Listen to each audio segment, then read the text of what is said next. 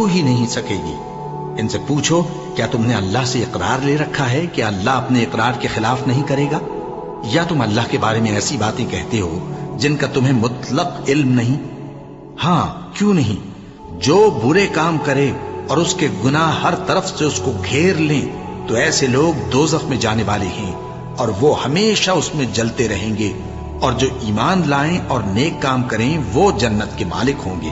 اور ہمیشہ اس میں عیش کرتے رہیں گے۔ اور جب ہم نے بنی اسرائیل سے عہد لیا کہ اللہ کے سوا کسی کی عبادت نہ کرنا اور ماں باپ اور رشتہ داروں اور یتیموں اور محتاجوں کے ساتھ بھلائی کرتے رہنا اور لوگوں سے اچھی باتیں کہنا اور نماز پڑھتے اور زکوٰۃ دیتے رہنا، تو چند آدمیوں کے سوا تم سب اس عہد سے منہ پھیر کر پلٹ گئے۔ اور جب ہم نے تم سے عہد لیا کہ آپس میں کچھ تو خون نہ کرنا اور اپنوں کو ان کے وطن سے نہ نکالنا، تو تم نے اقرار کر لیا اور تم اس بات کو مانتے بھی ہو۔ پھر تم وہی ہو کہ اپنوں کو قتل بھی کر دیتے ہو اور اپنے میں سے بعض لوگوں پر گناہ اور ظلم سے چڑھائی کر کے انہیں وطن سے نکال بھی دیتے ہو،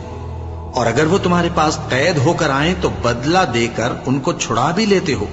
حالانکہ ان کا نکال دینا ہی تم پر حرام تھا۔ یہ کیا بات ہے کہ تم کتاب اللہ کے بعض احکام کو تو مانتے ہو اور بعض سے انکار کیے دیتے ہو؟ تو جو تم میں سے ایسی حرکت کریں ان کی سزا اس کے سوا اور کیا ہو سکتی ہے کہ دنیا کی زندگی میں تو رسوائی ہو اور قیامت کے دن سخت سے سخت عذاب میں ڈال دیے جائیں۔ اور جو کام تم کرتے ہو اللہ ان سے غافل نہیں۔ یہ وہ لوگ ہیں جنہوں نے آخرت کے بدلے دنیا کی زندگی خریدی، سو نہ تو ان سے عذاب ہی ہلکا کیا جائے گا اور نہ ان کو اور طرح کی مدد ملے گی۔ اور ہم نے موسیٰ کو کتاب عنایت کی اور ان کے پیچھے یکے بعد دیگرے پیغمبر بھیجتے رہے، اور عیسیٰ ابن مریم کو کھلے نشانات بخشے اور روح القدس یعنی جبرائیل سے ان کو مدد دی۔ تو کیا ایسا ہے کہ جب کوئی پیغمبر تمہارے پاس ایسی باتیں لے کر آئے جن کو تمہارا جی نہیں چاہتا تھا تو تم سرکش ہو جاتے رہے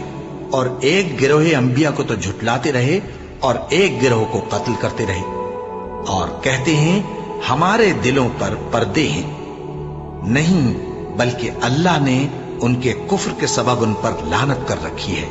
بس یہ تھوڑے ہی پر ایمان لاتے ہیں۔ اور جب اللہ کے ہاں سے ان کے پاس کتاب آئی جو ان کی آسمانی کتاب کی بھی تصدیق کرتی ہے، اور وہ پہلے ہمیشہ کافروں پر فتح مانگا کرتے تھے،